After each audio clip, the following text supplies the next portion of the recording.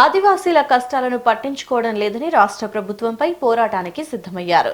నిర్మల్ జిల్లా పెంబి మండలంలోని ఆదివాసీల మారుమూల గ్రామాలకి దొత్తి వాగుపై బ్రిడ్జి, పసుపు బ్రిడ్జి, ఆదివాసీల గ్రామాలకి రహదారులు నిర్మించాలని పాదయాత్రని చేపట్టారు. 3 రోజుల పాటు ఈ పాదయాత్ర కొనసాగనుంది.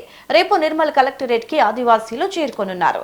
పెంబి మండలంలోని 16 గ్రామాలకి రహదారి లేక నరకయాతన అనుభవిస్తున్నారని సిపిఐ పార్టీ రాష్ట్ర కార్యవర్గ సభ్యులు రవి తెలిపారు. ఆదివాసీ గిరిజనుల పెంబికి రావాలి అంటే వాగు దాటాల్సిన పరిస్థితి.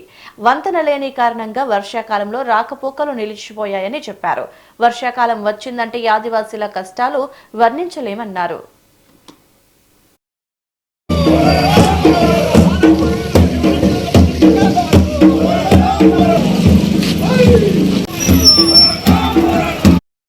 పెంబి మండల ఆదివాసీల సమస్యలను పరిష్కరించాలని, ముఖ్యంగా జొత్తివాగుపై బ్రిడ్జి నిర్మాణం చేపట్టాలని, అట్లాగే పెంబిలో ఉన్న ఆదివాసీ ఇండ్లకు అటవీ శాఖ అనుమతులు ఇవ్వకుండా, ఇందిరమ్మ ఇండ్లు కట్టనివ్వకుండా ఆదివాసీలపైన నిర్లక్ష్యం చేస్తూ ఉన్నారు.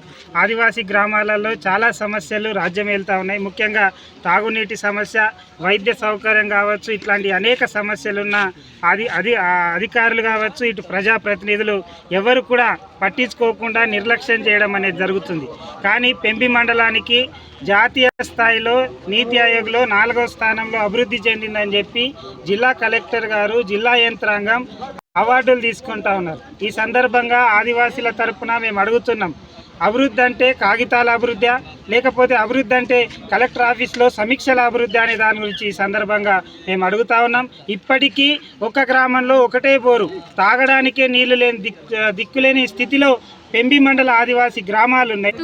రాయగూడెం, సెట్పల్లి, గుమ్మెన, ఎంగనాపూర్ అన్నీ మాకు పోవడానికైతే జొత్తి బ్రిడ్జ్ కట్టాలని ఎంతో జొత్తి బ్రిడ్జ్ శాంక్షన్ అయింది అనుకొని చేస్తారు. కానీ ఆ బ్రిడ్జ్ కట్టే వరకంటే అయ్యో అమ్మ ఫారెస్టోడు అడ్డుకుంటాడు అంటుండు. మాకు హాస్పిటల్ పోవాలంటే డెలివరీ పేషెంట్ కూడా మన ఆటోలు వేసుకుంటే దొబ్బుకుంటా తీసుకొస్తాం, లేకుంటే ఎడ్ల బండి తోటి తీసుకొస్తాం. మళ్ళీ ఈడికి వచ్చే వరకు పెంబి హాస్పిటల్కి వచ్చే వరకు ఏమంటారు డాక్టర్, అయ్యో ఈడ డాక్టర్ లేదు కదమ్మా, ఈడికి ఎందుకు వస్తారమ్మా, మేము ఖానాపూర్లో పోవాలా మీరు అంటారు. ఖానాపూర్ కాడదాకా ఈడికి వస్తే మా పానలు పోతే కూడా నడుమలనే పోతాం. కానీ ఇంత మాకు గవర్నమెంట్ హాస్పిటల్ ఉండి కూడా, ఆఫీసర్ ఉండి కూడా ఏం లాభం లేదు. ఏడికి పోయినా కూడా మాకు సింగిల్ ఫేస్ కరెంట్ కావాలంటున్నాం. సింగిల్ ఫేస్ కరెంట్ కోసం కూడా అయ్యో కలెక్టర్ దగ్గర పోతే సింగిల్ ఫేస్ కరెంట్ కూడా ఇదివరకు దాకా లేదా అని అంటుంది. అయ్యో అబద్ధం అయితే మేడం నువ్వు వచ్చి మా ఊర్లో వచ్చి నువ్వు చూడు, నీకు సింగిల్ ఫేస్ కరెంట్ ఉంటే మేము ఈడు దాకా ఎందుకు వస్తుండే మేడం అంటే, అయ్యో నేను మొన్ననే సోలార్ లైట్ ఇచ్చిన కదా, ఏం చేసినావు, 1,00,000 రూపాయల సోలార్ లైట్ అంటే మా చేతులు ఉందా, అవి ఆటోమేటిక్